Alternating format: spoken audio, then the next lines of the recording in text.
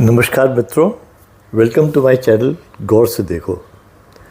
ये साल 2024 जो अभी शुरू ही हुआ है, इसको इलेक्शन ईयर कहा जाए, दुनिया का इलेक्शन ईयर, तो गलत नहीं होगा।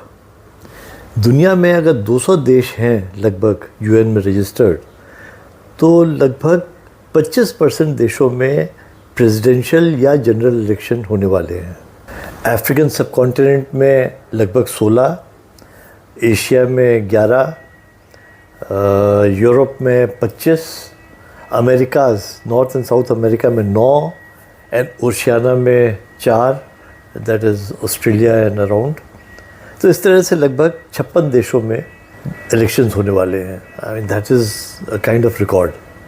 जाहिर है कि हमारे विदेश डिपार्टमेंट को, दैट इज़ डॉक्टर जयशंकर को, इन 56 देशों पर नज़र रखनी पड़ेगी कि यहाँ हमारी या तो मित्र सरकारें आएँ या कम से कम दुश्मन सरकारें ना आएँ। जैसा कि अभी हमने मालदीव में देखा कि हमारा मित्र देश आज सडनली इस इलेक्शंस के बाद हमारा दुश्मन हो गया। और फिर सबसे बड़ा इलेक्शन तो भारत में, और भारत के दोनों तरफ बांग्लादेश एंड पाकिस्तान, इन तीनों देशों में इलेक्शंस होने वाले हैं, which are going to change the whole dynamics of this सब कॉन्टिनेंट।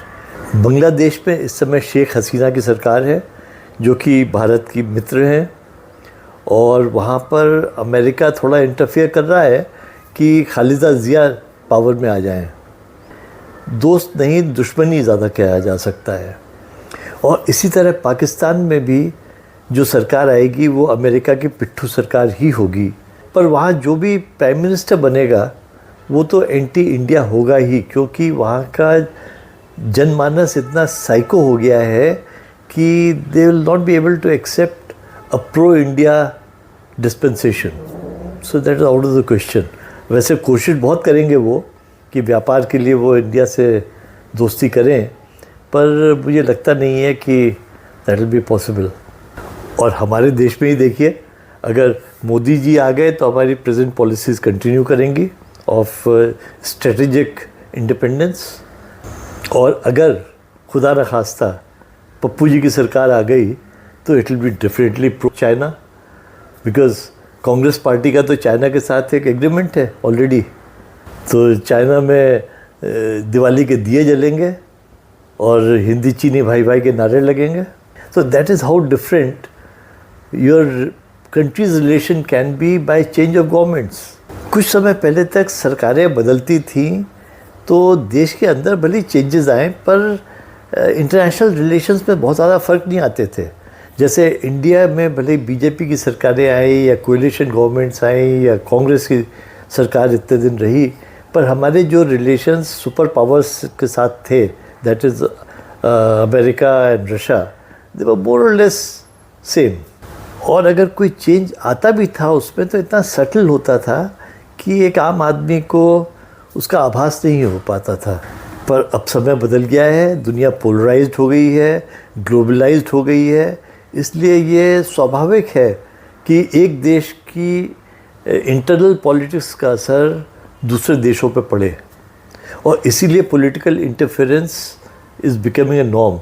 लास्ट इलेक्शन में अमेरिका में इतना हंगामा हुआ था कि रशिया ने उसको इन्फ्लुएंस किया। क्यों नहीं करेगा? I mean it will be stupid if I can influence somebody and I don't.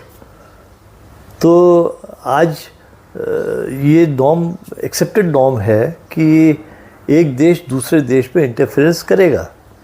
आज सारे देश एक दूसरे से ट्रेड के लिए, सिक्योरिटी, सबके लिए अगर इंटरडिपेंडेंट हैं, तो वहाँ की पॉलिटिक्स भी इंटरडिपेंडेंट हो गई है। वैसे हम चाहते हैं कि वो इंडिपेंडेंट रहे, पर you can't avoid it in a globalised world, क्योंकि जो डिक्टेटोरियल रिजीम्स हैं वहाँ तो कोई चेंजेस होते नहीं हैं, बेसिक चेंजेस। पर जो जनतंत्र हैं वहाँ normally now it's a 2 party system, and 2 party system में वही है कि दोनों पोल्स अपार्ट हैं। They are not slightly different from each other, but they are poles apart. अगर यूरोप में एक विंग चाहता है कि जो घुसपैठिए हैं उनको बाहर निकाला जाए, तो उसके ऑपोजिट वाले चाहेंगे कि उनको यहाँ पर बुला कर सेटल किया जाए। तो इस तरह से जो स्टैंड्स ले रही हैं parties, they are totally opposite, and इसीलिए अगर चेंज ऑफ गवर्नमेंट होती है तो the foreign policy takes a U turn. और इंडिया के लिए भी इस साल के एंड में जो इलेक्शन होगा अमेरिका में, that will be very important, क्योंकि at least the democrats have shown their hand that they are supporting Khalistan and Republicans obviously will oppose Khalistan. So the future of Khalistan movement will depend on the next elections that are going to take place in America. अगर Republicans आ गए तो I'm sure that will be the end of Khalistan. और अगर खुदा न खास्ता वहाँ भी Democrats जीत गए तो they will get a boost and a fresh headache for India. So indirectly now it is India's undeclared policy, it should be, to see that the Democrats lose. तो सारी दोस्ती और दुश्मनी देशों के बीच में वैसे ही हो गई है जैसे बच्चे खेला करते हैं और किसी बात पे कुट्टी हो गई और दूसरे मिट्टी हो गई और सारे स्टैंड्स रोज़ बदलते रहते हैं। आज से 6 महीने पहले मोदी जी और बाइडन गले में हाथ डाल के और घूम रहे थे और आज ये हालत हो गई है कि जब 26 जनवरी को बाइडन को यहाँ इंडिया आना था तो लास्ट मिनट पे ही change his stand to show his displeasure and Modi showed his displeasure by sending S Jaishankar to Russia and calling France over for 26 January. तो that is how now it is not a subtle match going on. अब जो है वो एक गाना मुझे याद आ रहा है, हम तो प्यार करेंगे खुल्लम खुल्ला। It is not diplomacy now, it is everything is out in the open. So all said and done, Modi ji has to fight not only his election this year, but he might have to fight at least a dozen elections all over the world to see that his friends come back to power or gain power for India's future relations and trade and peace and prosperity and things. Let's see how it goes. आपके इस बारे में क्या विचार हैं ज़रूर बताएं। Please like, share and comment. Share it with your friends. Thank you very much for listening. Goodbye. Namaskar.